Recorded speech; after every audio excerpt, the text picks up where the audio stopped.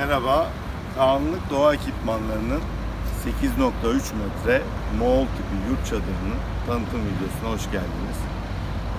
Bu videoyu çekmeden önce bahsetmek istediğim bir iki önemli konu var. O da şu ki, Türkiye'de ne yazık ki yurt çadır bizim atalarımızdan gelen 3500 yıllık kültürümüze ait değerimiz ne yazık ki unutuldu. Biz de Kaanlık Doğa Ekipmanları olarak öncelikle bu değerli mirası hatırlatmak hem de aslına uygun yapmak için uzun bir süredir çalışıyoruz. Şimdi arkamda gördüğünüz çadır iki tip yurt çadırdan bir tanesi olan Moğol tipi 8.3 metre çapta 54 metrekare alana sahip. Gerçekten harika bir görüntüsü var sizin de gördüğünüz gibi.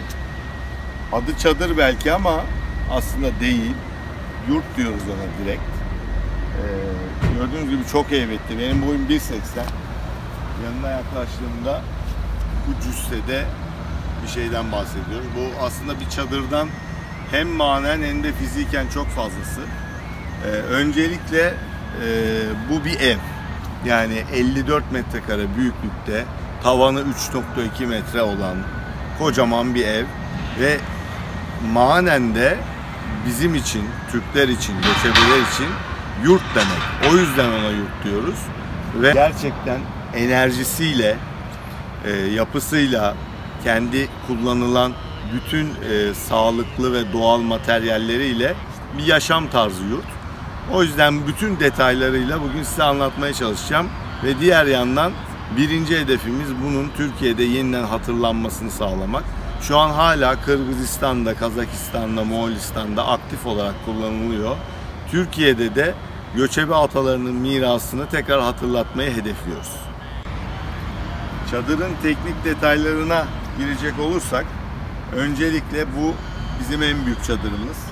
8.3 metre çapa sahip, 54 metrekare net kullanım alanı var. Katmanlardan oluşuyor. En içte yaptığımız araştırmalar ve bütün geliştirme faaliyetleri sonucunda orijinal tipi olan kayın ağacını kullanıyoruz. Gövdesi kayın, kapısı kayın. Kayının üstüne hemen 15 milim kalınlığında kalın koyun yününden keçe katmanı geliyor. Bu bizim çadırlarımızda standart. Yurt dışında gördüğünüz firmalarınki gibi opsiyonel olarak bir şey değil. Çünkü bu çadır esasen keçeden oluşuyor. Yurt dışında çok yüksek fiyatlarla satışı olmasına rağmen keçeyi opsiyonel olarak koyuyorlar. O da birkaç bin pound falan daha ekleniyor. Biz orijinaline sadık kalmak için elimizden gelen her şeyi yaptık. Yani çadırda kullandığımız bütün materyaller orijinal ve aynı zamanda doğal. Dolayısıyla çadırınız çok uzun ömürlü, yani 100 seneye yakın bir ömrü var. Kesinlikle bir tane bile çivi kullanılmıyor yapımında. Çivi, vida hiçbir şekilde yok. Bütün bağlantılar urgan iplerle, birazdan içeride detaylı göstereceğim hanalarda da ham deriyle yapılıyor. Böylece metal kullanmadığımız için ahşabı çürütmüyoruz. Ahşabı çürütmediğimiz için çok uzun ömürlü. Dediğim gibi keçe katmanın üstünde de bu gördüğünüz %100 pamuk, su geçirmezlik ve su iticilik uygulanmış pamuk katman geliyor. Kumaş katmanı da yine keçe gibi gözüküyor. Normalde bu Kırgızistan'da, Moğolistan'da göremeyeceğiniz bir şey. Biz neden burada uyguluyoruz? Çünkü Türkiye'de yıllık yağış miktarları Orta Asya'dan çok daha yüksek. Keçenin su geçirmezliği çok fazla. Ama uzun süren, belki birkaç gün süren yağmurlarda su geçirmemesini sağlamak için biz böyle bir ekleme yaptık. Ama yakından bakalım isterseniz, kesinlikle çok güzel gözüküyor. Sentetik bir malzeme olmadığı için, pamuk olduğu için doğal kumaş çok güzel. Mesela şu an sabah çiğ düştü. Üstü de biraz ıslak ama hala keçe gibi görüntüsü. Yani bakın burada keçe, burada da kumaş. Hala çok güzel ve uyumlu. Ham kumaş olduğu için de boyasız. O yüzden daha hoş gözüküyor. Burada da hazır gelmişken müşterilerimizin, siz de biliyorsunuz ki biz sipariş üzerinde çalışıyoruz. Butik olarak hizmet veriyoruz. Müşterilerimizin arzularına göre çadırda süslemeler oluyor. Şu an bu gördüğünüz süslemelerin hepsi opsiyonel ve mesela Tengri sembolü, Göktürkçe harflerle yazılmış. T harfi, Eng harfi, R harfi ve I harfi okuyunca Teengri böyle bir sembol kullanıldı. Bu üstte kullanılan süslemeler hem işlevsel hem de çok güzel gözüküyor. Bu insanoğlunu temsil eden bir silüet. Şu kollarda insanoğlunun birlik olup Tengri'ye dua etmesi ve bu görüntü de simetrik zaten. Aynı görüntü beyazda da var. Tengri de yanındaki bütün yardımcı varlıklarıyla insanoğluna cevap veriyor, insanın duasına. O anlam taşıyan çok güzel bir sembol. Burada da Türk yayının yasılı, gerili ve çekili halini gösteriyor. Yukarı bakmışken tepede orada açık gözüküyor. Şu an hava yağışı olmadığı için orada açık. Çadırın ortasında 1.6 metre çapında kocaman bir pencere var ve bu pencere tamamen açık. Cam filan yok. Orijinali de böyle. Eğer isterseniz yağmur yağdığında oraya gelen bir parça var. Onu iplerle üstüne atıp kapatıyorsunuz. Çadırınız tamamen su geçirmez oluyor. Şu an açık ve hava alıyor. Havalandırmayı arttırmak için şu yan kısımlardan buraları kıvırıp yukarı doğru bir tane de ipi bağlayıp açık pencereler oluşturabilirsiniz. Bu açık oluşturduğunuz pencerelerle içeride doğal bir baca yaratıp havalandırma sağlıyorsunuz. Siz bu açıklıkları verdiğinizde doğal olarak hava alttan girip yukarıdan çıkıyor ve normal bir evde yapamadığınız bir ventilasyon yapıyorsunuz. Tamamen baca etkisi yapıyor. Çadırınızın tam ortasına geleneklere uygun biçimde bir şömine veya soba veya şömineli bir soba koyabilirsiniz. O da yine ordanın üzerini kapatan parçanın içinden geçen bir boruyla dışarı veriliyor dumanı. Normalde geleneklere uygun biçimde kapının her zaman doğuya bakması gerekir. Kapının tam karşısında ev sahibinin oturakları bulunur. Tam ortada ateş yanar. Yemek ateşin başında yenir. Ailenin mutluluğunu temsil eder. Kapının yüksekliği gördüğünüz gibi bir miktar eğilmenizi gerektiriyor. Bu da yine Türk kültüründe içeri Kaan dahi gelse evin sahibine, yurdun sahibine saygı göstermesi gerektiği için. Bu da yine güzel bir kültürün parçası. İçeriden yine bahsedersek her şeyin bir yeri var. Enerjisel olarak tamamen dengelenmiş bir yer. Yani neden yurt çadır almalıyız, neden yurtta yaşamalıyız sorusunun gerçek cevabı şu. Birincisi, belki de herkesin aklına ilk gelen, yurt çadır çok sağlıklı. Çünkü tamamen sağlıklı doğal materyallerden yapılıyor. İçeride hiçbir şekilde boya kullanmıyoruz. İçeride metal bile kullanmıyoruz. Tamamen doğal ahşap, keçe ve kumaştan oluşan bir yapı. İkincisi, hava alan bir yapı. Hava aldığı için içeride normalde evinizde uyuduğunuzda sabah kalktığınızda bir koku olur. Camları açıp havalandırmak isterseniz. Yurt çadırda böyle bir şey gerek yok çünkü yurt çadır zaten nefes alıyor. Bir başka açıdan bakarsak belki de birçoğu için daha önemlisi, yurt çadır enerjisel olarak dengelenmiş bir şey. Çadırın içinde 4 element bir arada bulunuyor. Yerde toprak, içeri saran hava, ortada yanan ateş ve ateşin üstünde kaynayan suyla 4 elementin bir arada bulunduğu tek yapı tipi. Başka böyle bir yapı tipi yok. Yerde toprak, içerisinde evet her yerde hava var. Suyu kaynatabilirsiniz. Ama artık evlerimizde ateş yakamıyoruz. Yani kombinin içindeki ateşi saymazsak. 4 elementin enerjisi dengelenmiş ve yuvarlak. Yuvarlak oluşu şu anlama geliyor. Normalde köşelere olumsuz enerjiler sıkışabilir. Atalarımız bunu bildikleri için şamanik kültürlerinden ve tengrici inançlarından ötürü çadırı yuvarlak yapıyorlar. Kasıtlı olarak enerji akışının sağlanabilmesi için. Bir başka önemli şey, çadır inanılmaz aerodinamik. Çok kuvvetli fırtınalara dayanıklı. Mesela bizim normal evlerimizin çatısı gibi böyle bir çıkıntısı yok. Rüzgar o çıkıntıyı alıp çatıyı fırlatamıyor. Çatı konik, duvarlar silindirik. Çok kuvvetli rüzgar da olsa etrafından akıp gidiyor. Bu çadır eğer rüzgardan yıkılıyorsa o bölgede hiçbir şey zaten yıkılmamış değildir. Aynı zamanda çok kuvvetli bir yapısı var. Çatısına 1 metre kar yağsa da esner. Bütün bağlantılar iple yapıldığı için çok esnek bir yapısı var. Hem yük taşıyabiliyor hem de taşıdığı yükü esneyerek daha fazla kapasitede hazmedebiliyor. Biraz da içeriden bahsetmek istiyorum. İçeri girelim isterseniz, daha yakından bakalım.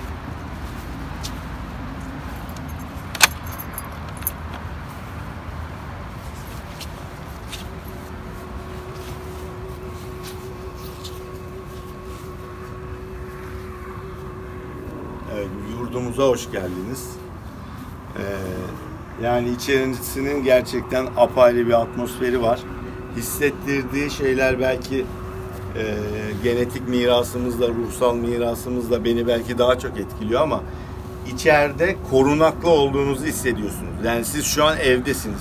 Rüzgar falan hiçbir şey duymuyorsunuz. Sesler azalıyor ve hatta burası biraz yankı yapıyor şu an boş olduğu için. Buranın korunaklı ve tamamen size ait özel bir alan olduğunu hissediyorsunuz. Şu an ordanın tam ortasındayım. Yukarısı 3.20, yani bayağı yüksek bir tavanı var. Çok ferah. Kendimi böyle basık bir yerde hissetmiyorum. Duvar kenarına gidecek olursam, yani başta da söylediğim gibi boyum 1.80. Benim kafam tavana değmiyor. Çok ferah. En alçak yeri dahi benim kafamın değmeyeceği kadar yüksek. Ortası zaten çok yüksek.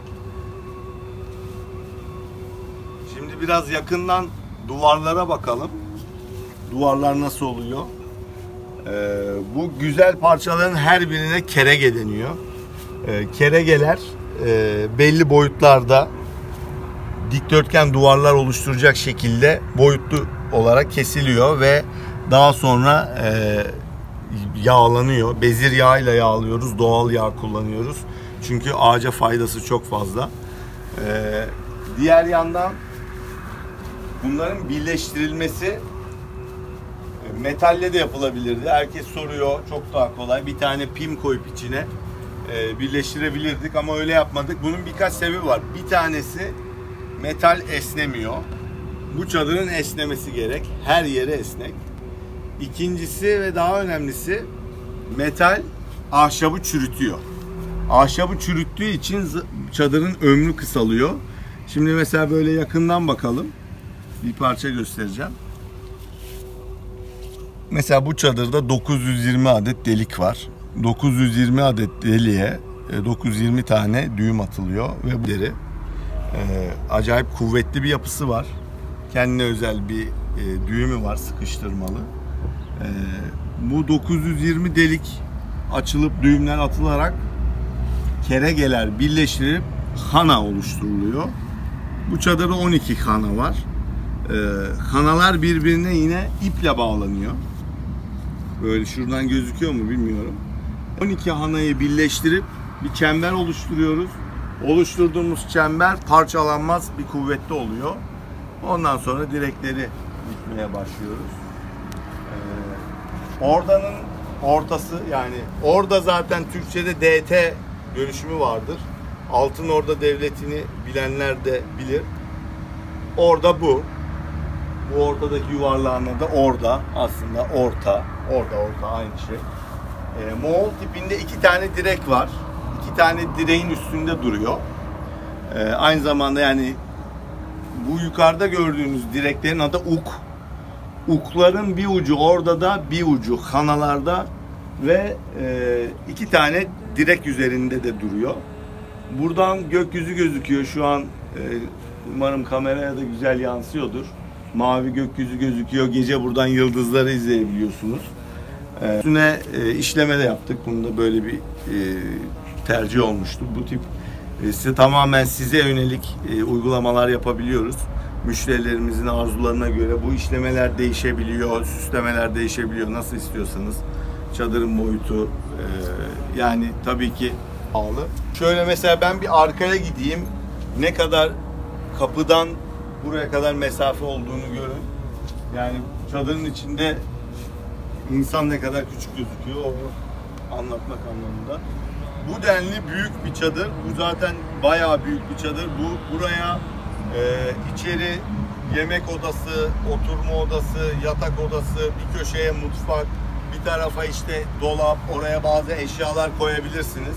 Gerçekten çok büyük. İnsan burada kendini çok iyi hissediyor gerçekten, yani ben herkesin bu deneyimi yaşaması gerektiğini düşünüyorum.